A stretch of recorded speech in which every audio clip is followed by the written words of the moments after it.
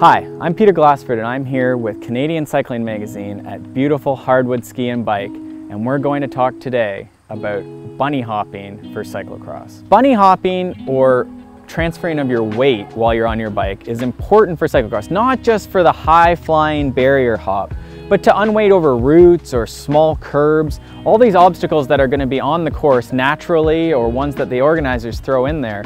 And you're going to have to try and protect your bike and maximize speed while you're rolling over these obstacles. To progress your bunny hops, start with a small stick, maybe in a grassy field, and just work on getting that front wheel up.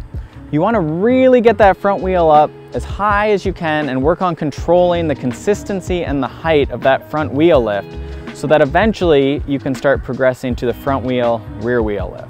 Once you have the hang of the front wheel lift, the trick is to start getting your rear wheel up very quickly. What I'll usually have athletes do is practice putting their front wheel on top of an obstacle, something like a wide board or maybe up onto a deck or a curb, where you can work on getting that front wheel up the instant that front wheel taps the log. So you're thinking about tapping the top of the log and then moving the bike forward. So you're attacking into it and pressing the bike forward.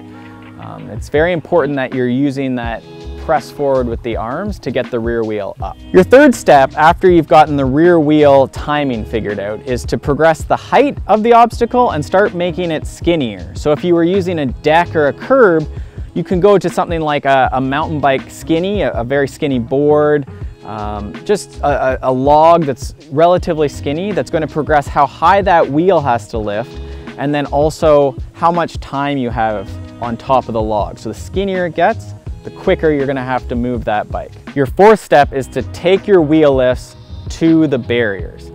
If you can get a wider barrier, maybe 2 inches wide, that's going to be the best to have some stiffness for setting that front wheel onto it. But it's otherwise the exact same as setting your front wheel on top of a log. You're just trying to be light with that front wheel tap and move quickly to get the rear wheel over the barrier. The fifth step, and the riskiest, is the full barrier hop. The full barrier hop requires that you have a very good front wheel lift and that you're approaching with enough speed to clear the whole barrier in one single bound. Take your time with the first 4 steps before progressing to the 5th step, but with lots of practice, those first 4 steps will get you flying over those barriers in no time. In cyclocross, you're challenged to ride your bike up and over and around so many different obstacles. So being able to unweight your front wheel, your rear wheel, or both wheels is going to be a huge asset. At the high end, we see hopping barriers as a way to gain time versus dismounting and having to run over them. But there's lots of other situations where you'll have to just unweight over little bumps or roots or curbs.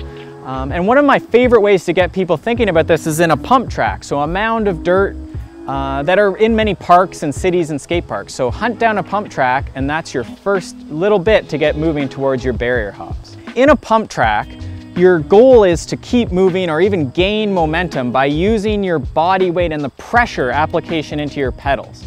All right, so it's the first step to learning to apply pressure to jump or bunny hop or just to unweight over some roots.